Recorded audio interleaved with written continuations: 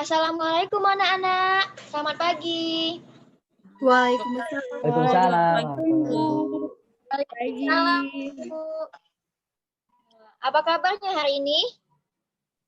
Alhamdulillah. Alhamdulillah ya. Semoga kita selalu dalam keadaan sehat walaupun kita masih di masa pandemi ini yang mengharuskan kita untuk belajar di rumah. Ibu harap semangat belajar kita tidak luntur ya. Itu Angel lagi di mana? Lagi di rumah, Bu, di kamar. Nah, bagus. Kalau bisa Angel nggak usah kemana-mana ya. Yang lain juga nggak usah kemana-mana. Untuk tetap di rumah. Kalaupun ada kepentingan di luar, jangan lupa untuk menerapkan protokol kesehatan kita. 3M. Menjaga jarak, mencuci tangan, dan memakai masker. Supaya kita dapat mencegah penyebaran virus corona. Selanjutnya, sebelum kita memulai pembelajaran hari ini, ada baiknya kita berdoa menurut kepercayaan kita sesuai dengan agama masing-masing yang akan dipimpin oleh Arif. Pimpin nak, tolong nak, doanya nak. Baik, Bu. Oke, teman-teman, sebelum pembelajaran dimulai, terlebih dahulu kita berdoa ya. Berdoa mulai.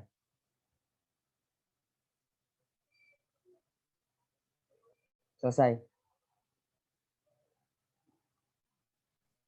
Terima kasih Arif. Nah, selanjutnya sebelum Ibu masuk ke materi pada hari ini, Ibu punya sedikit cerita. Ceritanya itu ada seorang ibu dan anak. Anaknya ini meminta kepada ibunya itu untuk dibelikan HP iPhone 12 Pro Max. Yang keluaran baru ini yang harganya sudah mencapai 25 juta ke atas. Lalu ibunya bertanya, kenapa harus beli HP itu? Anaknya jawab, ingin mengikuti perkembangan zaman, Bu, katanya, supaya tidak ketinggalan zaman. Terus ibunya terkejut, nak katanya, cuman mau mengikuti perkembangan zaman, sampai harus membuang-buang uang, enak untuk dibuat kursus dan lain sebagainya. Tapi anaknya tetap kekeh mau minta beliin HP tadi supaya biar sama-sama kayak teman-temannya. Tapi ibunya menolak, kata ibunya mubazir uangnya. Ada baiknya untuk dibutuhkan untuk kebutuhan les dan lain sebagainya. Anaknya tetap ngotot katanya mau minta beliin HP iPhone itu. Nah, setelah singkat ceritanya, ibu itu memberikan persyaratan kepada anaknya.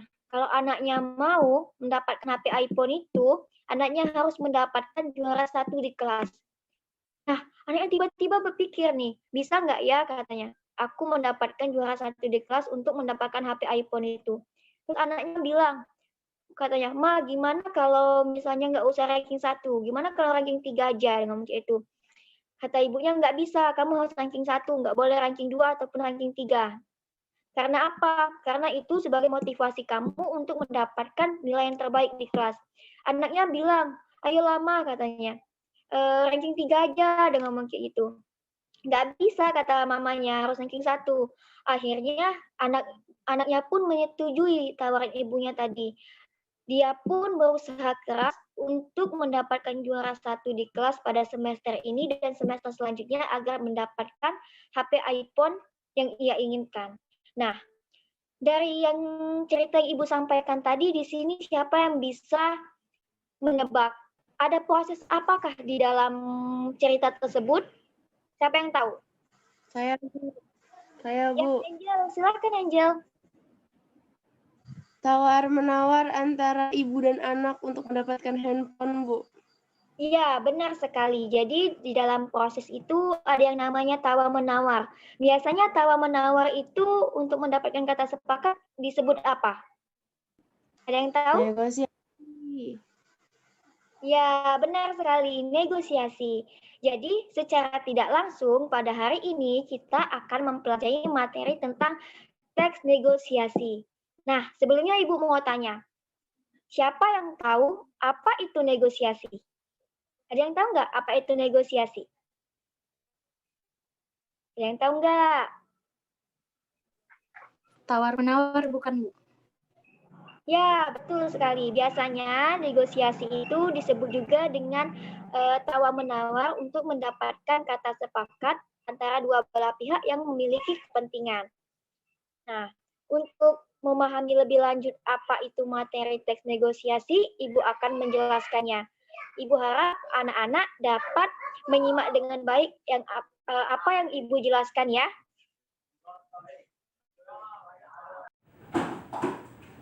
Baiklah anak-anak, pada hari ini kita akan membahas materi tentang teks negosiasi.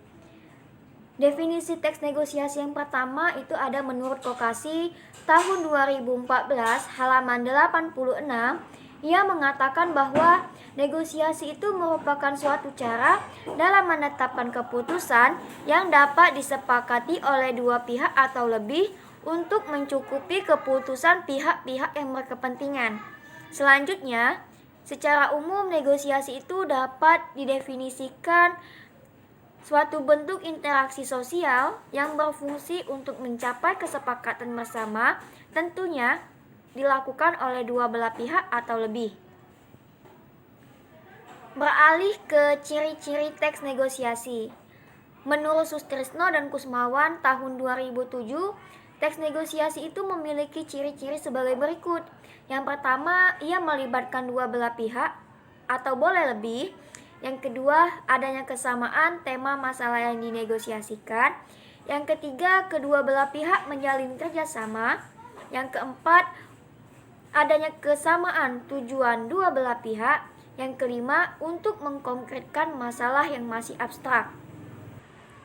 Maksudnya di sini ialah bahwa kedua belah pihak itu sama-sama membicarakan tentang masalah yang ingin dinegosiasikan.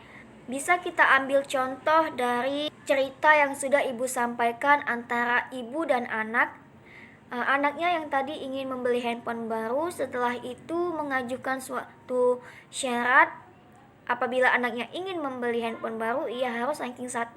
Nah, ini maksudnya yang dapat adanya kesamaan tema masalah yang dinegosiasikan dan adanya kesamaan tujuan dua belah pihak. Itu bisa kita contohkan seperti cerita yang Ibu jelaskan tadi. Selanjutnya ada tujuan teks negosiasi.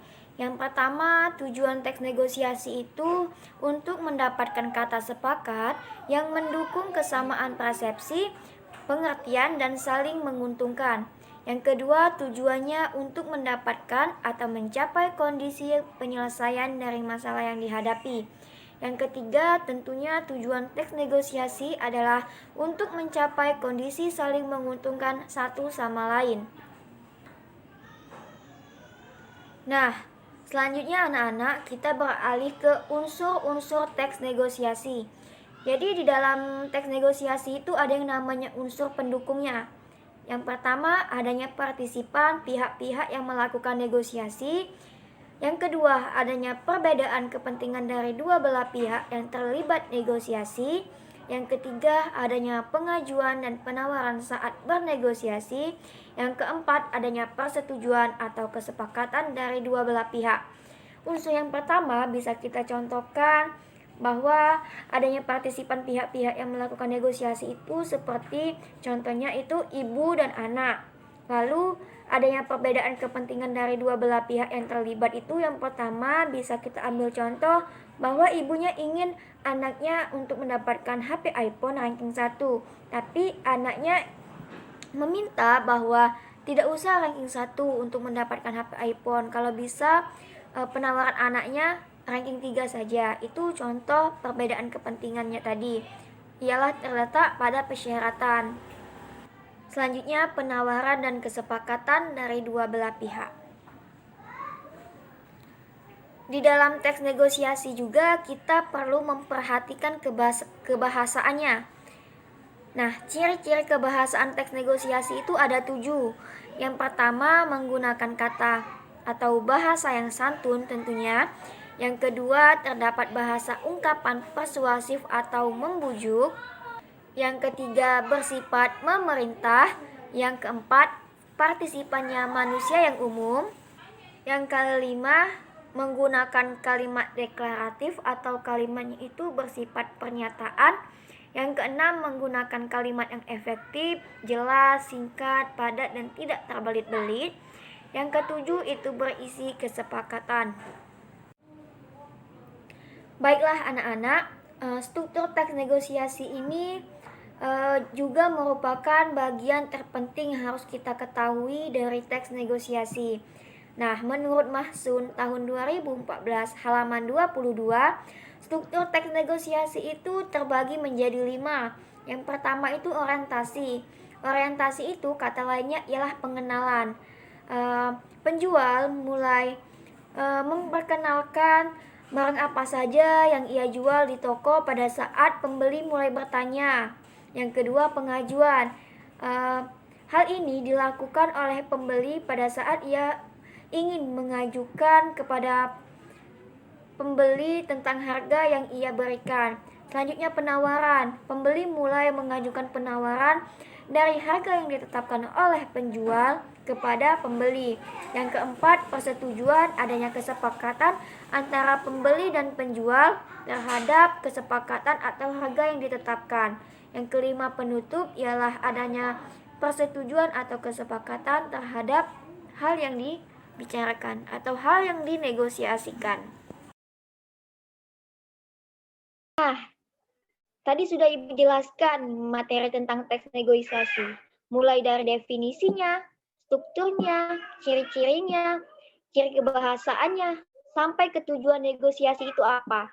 Lalu di sini siapa yang ingin bertanya tentang materi kita pada hari ini? Irma, Bu. Ya, Irma silakan. Jadi kan Bu, tadi Ibu menjelaskan bahwa negosiasi itu adanya kesepakatan dalam tawar-menawar. Nah, bagaimana jika tidak adanya kesepakatan dalam tawar-menawar itu, Bu? Apakah itu bisa disebut negosiasi? Nah, bagus sekali ya pertanyaan Irma. Mungkin juga banyak teman-teman yang pertanyaannya sama, hampir sama Irma. Karena kebanyakan negosiasi itu terkadang kala tidak memiliki kesepakatan. Nah, di dalam suatu negosiasi itu, unsur pertama teks negosiasi itu ialah adanya persetujuan antara kedua belah pihak yang memiliki kepentingan bersama. Jika keduanya tidak menyetujui sama satu sama lain, itu merupakan sudah proses negosiasi, tapi tidak adanya kesepakatan, artinya salah satu unsur dari teks negosiasi itu tidak terlaksana, seperti itu. Apakah Irma mengerti? Nah, Mengerti, Bu. Makasih. sama, apakah yang lain ada yang bertanya? Ibu harap semuanya sudah paham ya? Iya, Bu. Nah, baiklah. Untuk lebih memahami lagi apa itu teks negosiasi, Ibu akan memberikan tugas kepada anak-anak. Sebentar ya, Ibu share screen dulu. Baik, Bu. Untuk tugas 1 ini dikumpulkan hari ini juga. Untuk tugas 2 itu untuk pertemuan minggu depan. Nah, tugas 1 ini Ibu jelaskan dulu. Yang pertama itu nanti setelah penjelasan ini, Ibu akan memberikan kalian salah satu contoh teks negosiasi di grup WhatsApp kita. Nanti teks itu kalian baca, lalu jawablah pertanyaan 5 soal ini sesuai dengan teks yang Ibu berikan. Judul teks itu ialah pembelian tas baru. Nah, nanti tugas itu dikirimkan di email Ibu melalui Arif. Jadi Arif nanti kumpulkan jadi satu folder dulu ya, Nak, lalu kirimkan ke email Ibu. Selanjutnya, untuk tugas 2 ini, buatlah kelompok yang terdiri dari 2 sampai 3 orang. Masing-masing kelompok menyiapkan topik negosiasi yang akan disepakati atau yang akan dipraktikkan.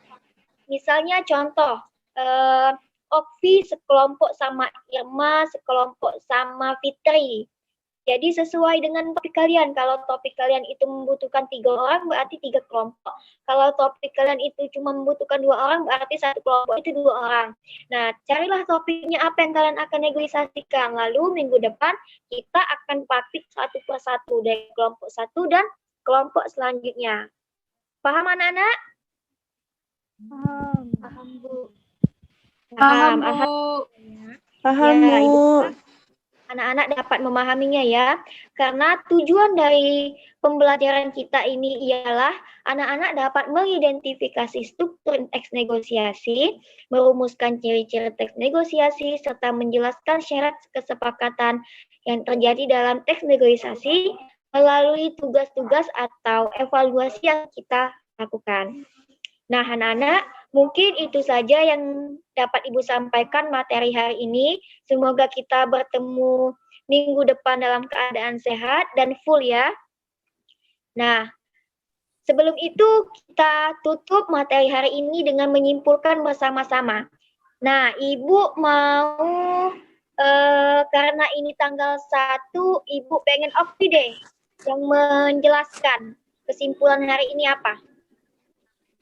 Baik Bu, jadi definisi dari teks negosiasi itu merupakan suatu cara dalam menetapkan keputusan yang dapat disepakati oleh dua pihak atau lebih untuk mencukupi kebutuhan pihak-pihak yang berkepentingan.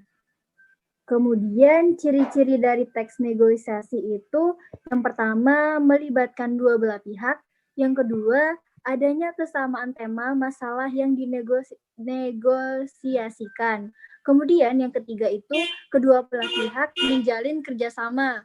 Yang keempat adanya kesamaan tujuan dua belah pihak. Dan yang terakhir itu untuk mengkonkretkan masalah yang masih abstrak. Terima kasih Afi. Jadi Ibu tegaskan lagi bahwa kesimpulan materi kita hari ini ialah bahwa negosiasi itu adalah bentuk interaksi sosial yang dilakukan oleh dua belah pihak atau lebih yang dimana memiliki masalah untuk mencapai kesepakatan bersama. Ciri-cirinya itu yang pasti ada permasalahan yang ingin dibahas, terus itu ada pihak-pihak yang berkepentingan dan mencapai suatu kesepakatan. Nah, mungkin itu saja pertemuan kita pada hari ini. Kita lanjutkan minggu depan. Apabila ada kesalahan Ibu mohon maaf. Ibu akhiri dengan wassalamualaikum warahmatullahi wabarakatuh. Waalaikumsalam warahmatullahi wabarakatuh. Terima Terima kasih banyak Ibu. Baik, Bu. Terima kasih Bu.